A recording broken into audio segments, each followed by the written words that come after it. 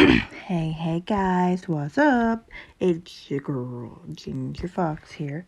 I'm gonna be reading some Ubloo Part 5, and let's get into this, guys. We only have two more parts, I think, after this one, I think. So let's get into it, guys, shall we? Ubloo Part 5. My bangs stuck to the small bit of forehead above my blindfold in matted clumps, mostly from sweat, but also from the dirt and grime of living in this dirty shithole for the last month and a half. Oh God. I lifted my butt off of my heels from where I was kneeling to avoid getting cramps in my thighs, and swayed slightly from side to side as I got lightheaded from the sudden movement and blood rush. If they didn't feed us before we move again, I don't think I'll survive the trip. My knees gave a small pop and they cracked when I sat back down again. Through the cracked wooden door, I could hear the screaming among the rhythmic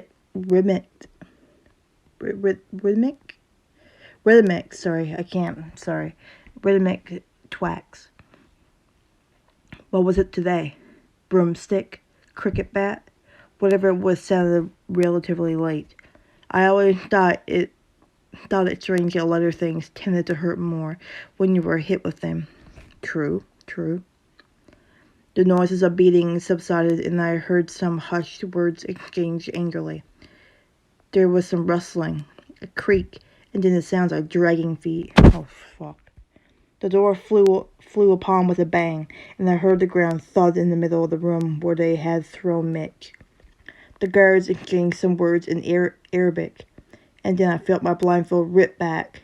The light of the world, despite being in this dingy mud hut, blinding. They yanked me up to my feet as the room came into focus.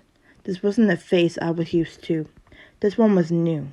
He stood in front of me in clean clothes, his beard well-shaped and tended to. We held each other's stare for a while, and then he smiled, showing a few missing teeth. Oh, God. We were saving this for you, he said in a heavy Arabic accent. With this, they dragged me out into the other room, and I heard the door slam shut behind me. They threw me down in the center of the room. I rolled over onto my side and looked around the room. The translator stared down at me from the corner, looking frustrated. The two who dragged me in and the new guy stood there near the doorway, just looking at me. The new guy said some words in Arabic, which I had come to know quite well. They walked over, each put a hand under my armpit, and lifted me up into the chair. The first one walked behind it and steadied it. The second slowly maneuvered in front of me. A dance I was all too familiar with. I looked up into his face, never dropping my gaze. He looked especially angry today. The new guy shouted a quick word in Arabic that might as well have been a bell in a boxing ring, and the angry guy went to town. He put 2 hard punches right into my gut that knocked, I think it meant to say knocked, that knocked the wind out of me and sent me hunching over. How do the Americans plan to take the city? When will they attack? The translator asked. I answered him with solemn silence. The left side of my head exploded as I was slapped hard with the meaty flesh of an open palm on my ear. The ringing came immediately. Which hideouts do they know about? Where do you think we are hiding? Where do they think we are hiding? Silence again, and then a hard shot to my ribcage. Oof. Followed by another quick punch to my temple that blew me into tunnel vision. This continued on for a few minutes, the insistent and repetitive questioning, the beating, the panting for breath, and the fight to remain conscious. Yet somehow I was still worried about the new guy. Once the angry guy was out of breath, I heard a few words in Arabic come from the side of the room.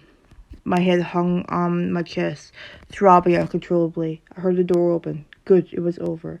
But then I heard footsteps from behind my chair, as the one holding me in place walked into the other room. Without him to hold me up, I slumped to the floor in a pile of breathlessness. I opened my eyes just in time to see them dragging Danny in. They untied his hands and pushed him down into an armchair where the translator usually sat. Then they tied his hands down to the arms of the chair, and then his ankles to the legs. When they were done, they walked into the living room and out of sight. I looked out at Danny, who was staring around the room, at everyone in it, and then down at me. All the while, the new guy stood silently against the wall, twisting the very end of his beard.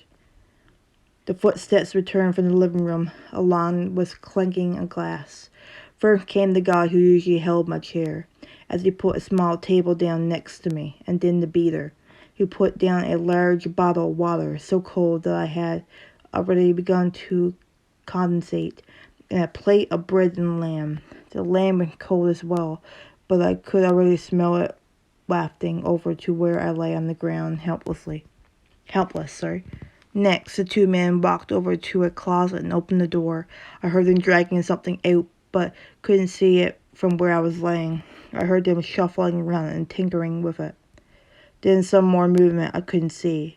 The sound of them dropping something down on the ground that seemed heavy, and then finally they walked over to where I was laying and lifted me back out into the chair. I lifted my head from my shoulder and forced my eyes open. There, looking straight at me, was Danny. His eyes then dropped to the table next to me, as did mine. The carafe of water and the plate of bread and meat, close enough I could practically taste it. I knew he could as well, and then, out of the corner of my eye, I saw what the two guards had been constructing that whole time. Against the wall of the room sat a generator. A cord ran from this over to a big black machine with a long hose and what looked like a garden wand attached to the end of it. I stared at it, puzzled. Then one of the guards walked over to the generator and pulled the cord. It revived into life, fitting and choking on the first bits of fuel. I saw the hose leading from the black machine away and out of the room, and horrified, it dawned on me. It was a pressure washer. The new guy slowly walked over and picked up the black end of the hose that shot the water, and carried it over in his hands with him as he leaned down to look straight into my eyes. I'm an Tashrab at Yaffle.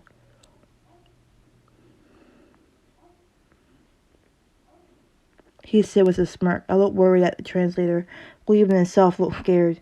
He says, either you drink or he does. The new man slowly walked back over to where Danny sat, turned and looked at me with that same smirk, raised the end of the pressure washer an inch away from Danny's exposed calf, and pulled the trigger. The smell of warm water and the explosion of screaming filled the room. I sat and stared in horror as the rushing force of the water ripped the meat from his legs little by little, a puddle of muck and blood accumulating under his foot and splatting against his other leg. After 5 or so seconds of this, the water stopped, and Danny's screaming rebounded off the walls unencumbered, sinking into my bones. Midnight! Enough. Sorry about that, guys. The new guy nodded at the guards, who bent down behind me and cut ties on my wrists. I pulled my hands in front of me and rubbed where the ropes had gnawed at my skin and turned it bare. The new guy stared at me with a toothy smile. Shrub. The translator turned to me. He says, drink.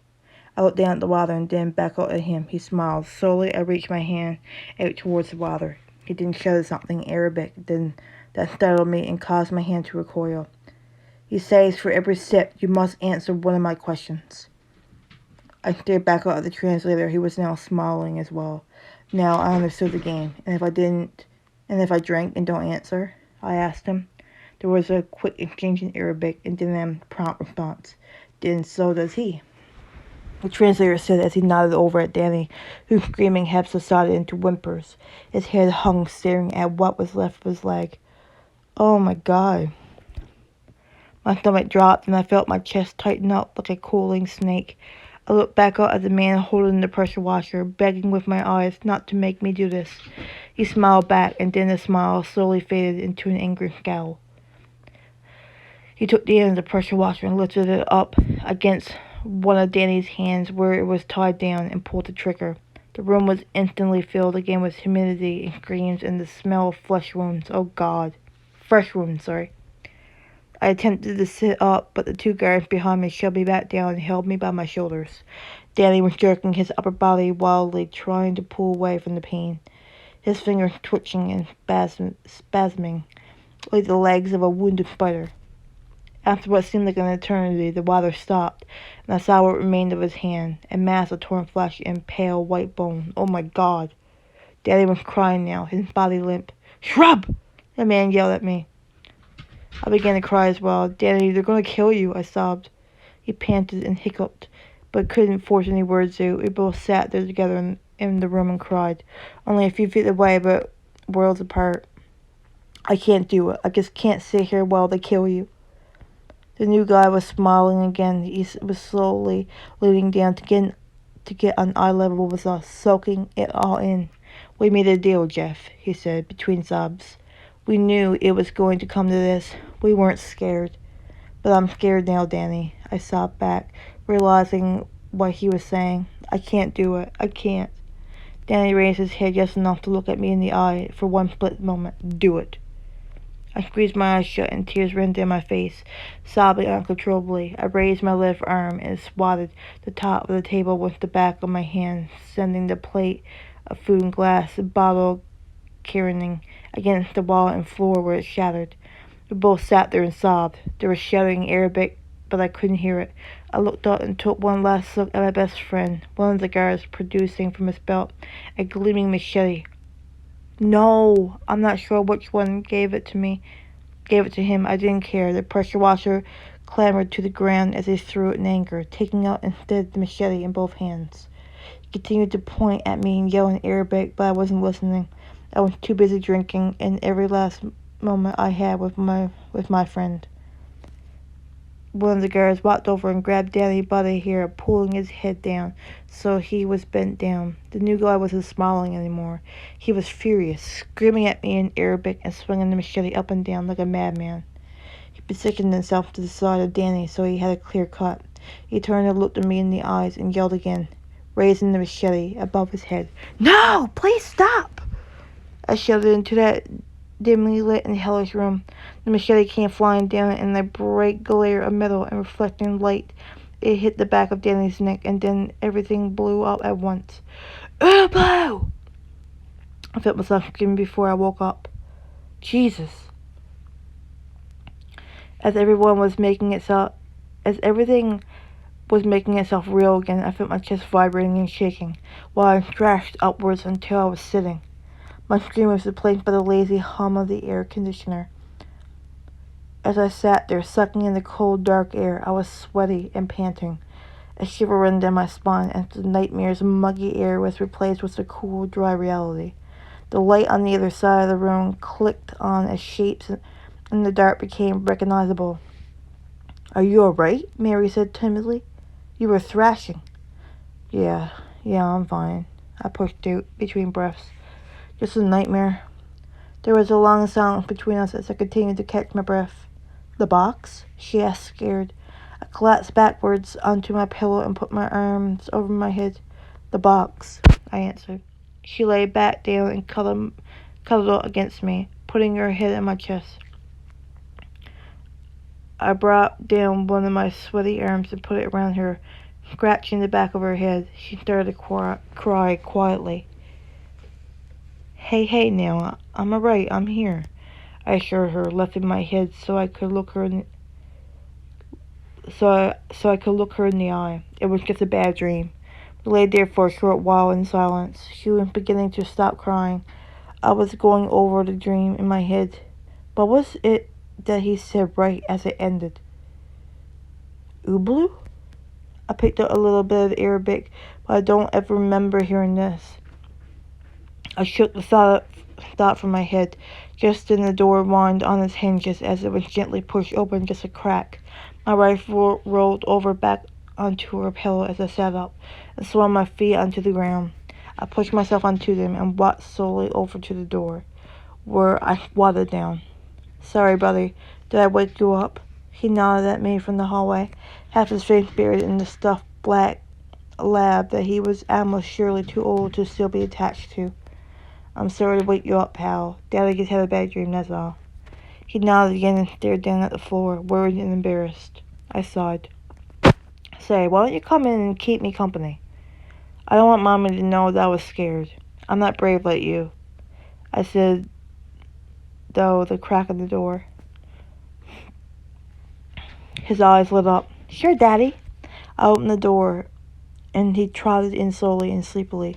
I shut the door behind him and then picked him up and carried him to the bed, where I lay him down between myself and Mary. She smiled at me as I handed him a pillow and rolled over to turn off the light. In the dark, my son rolled over and draped his hand over mine. I love you, Daddy, he said dreamily, through the fake fur of a stuffed toy. I smiled. I love you too, Danny. Oh my God, what? Oh, that's his son. Phone. So wait, was his son the friend in the dream, or was that like a whole different other Danny? I have no idea. Phones rang and people bustled half awake around the station. I took my first sip of black coffee and frowned when I tasted the stale burnt liquid. Hey Bill, great job on the coffee today, bud, I said sarcastically as I passed his desk. Thanks, Jeff, he responded excitedly, not knowing what I meant. I threw the binder down onto my desk and wiggled the mouse until the computer screen returned to life. There, staring back at me, was the face of Thomas Abman. I took a long drink of coffee and ran through the file one more time. Resident of Stoneham, Massachusetts, practicing psychiatrist, and if what the receptionist told me is true, a damn expensive one to boot.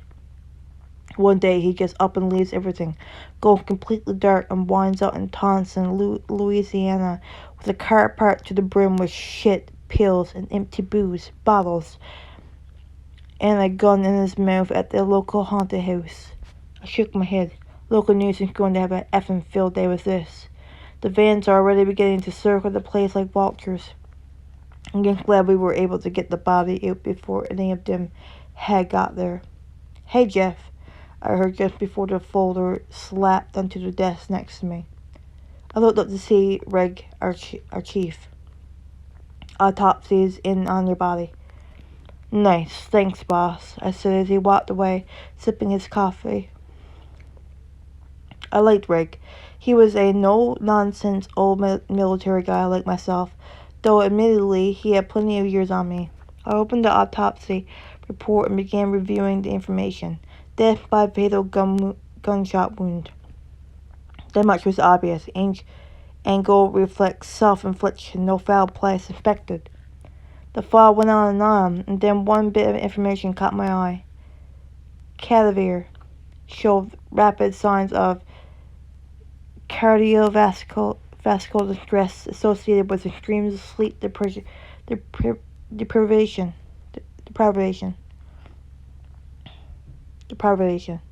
along with an intermittent premature liver damage that suggests sudden abuse of alcohol. This was curious. Sleeplessness. I can explain because of the Adderall. Hell, the guy had somewhere between 10 and 15 empty bottles in his car alone, and drinking, I could have guessed, given it looked like the guy drank a whole gin distillery on his way down here. But sudden? I sat back in my chair and rubbed the stubble of my chin. On my chin, sorry. Why would a wealthy, well-off doctor up and leave everything, turn to the bottle and pills, and hightail it down to Louisiana? This made no sense. I continued to rub my chin and then leaned over to my desk phone. I pulled up Google and ran a search for hotels in the area, starting with the closest to the old school and moving outward. On the fourth one, just outside of Towson, I got what...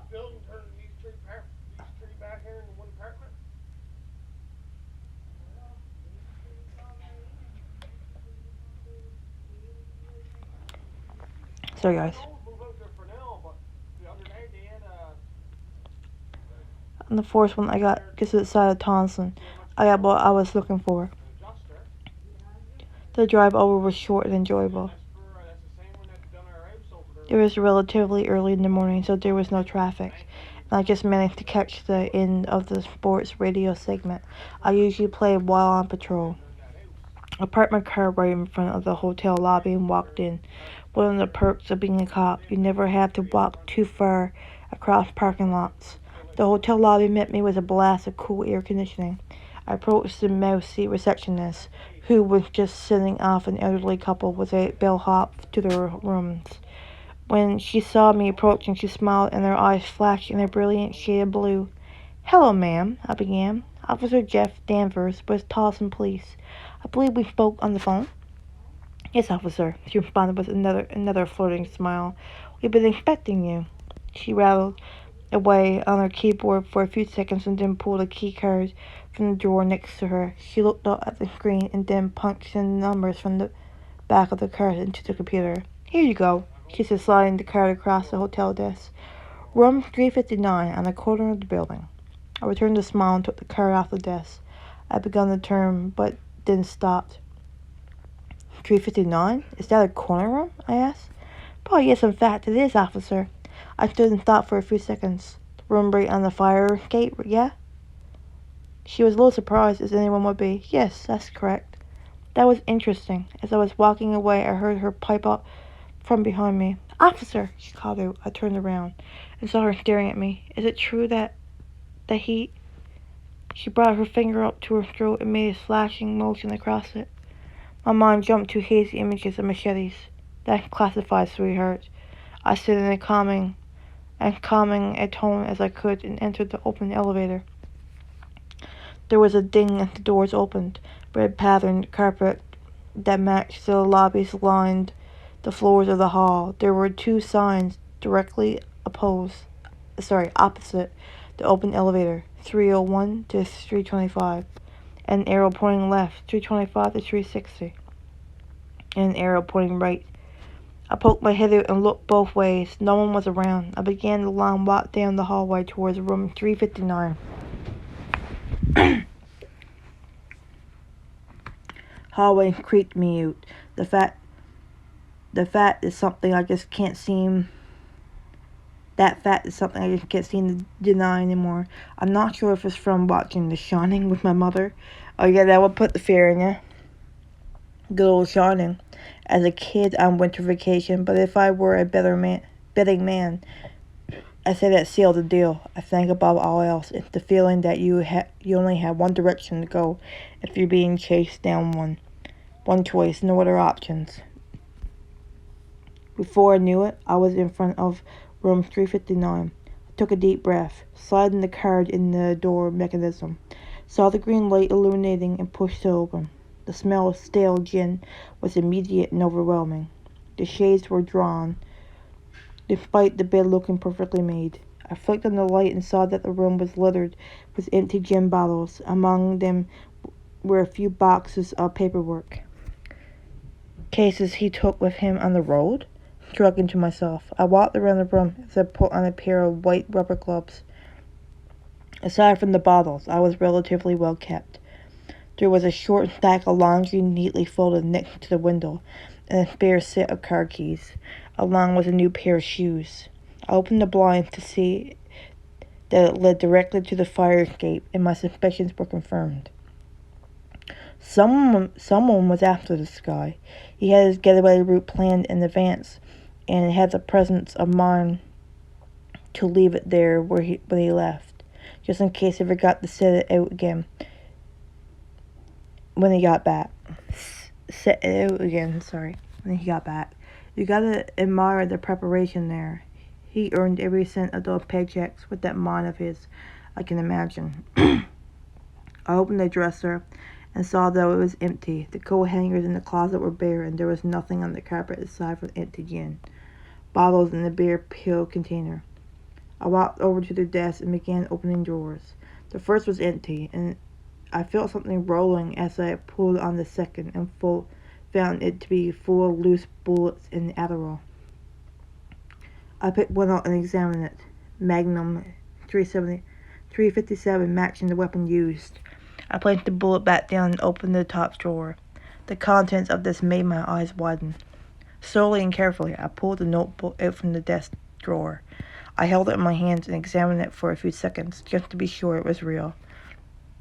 It was a blue spiral-bound notebook with something scribbled hastily on the front. I heard the floorboards outside the room creak. I turned suddenly to see something standing in the doorway. What the fuck? As I snapped from the trance I was in, I could see that it was a man. He wore brown slacks with shined brown boots. There were suspenders over a white button-down shirt that matched his hair and goatee. I could see the glasses halfway down his nose over his dark brown skin, and saw that he was a much older black man with deep crow's feet. We stood there and stared at each other, and then he looked down at what was in my hands, and so did I. The notebook I held read across the cover, the diary of Thomas Aben. Credit different win. Wow, that was crazy, dude. Can you imagine? Hold on, there's 7 parts. Okay, there are 2 more parts after this one. Yeah, guys, I hope you guys enjoyed this video, though. This is actually crazy. God, the nightmare, though, in the beginning, though, that scared the shit out of me. I hope you guys enjoyed that video, though. As always, stay safe and take care. Love you all. Bye-bye.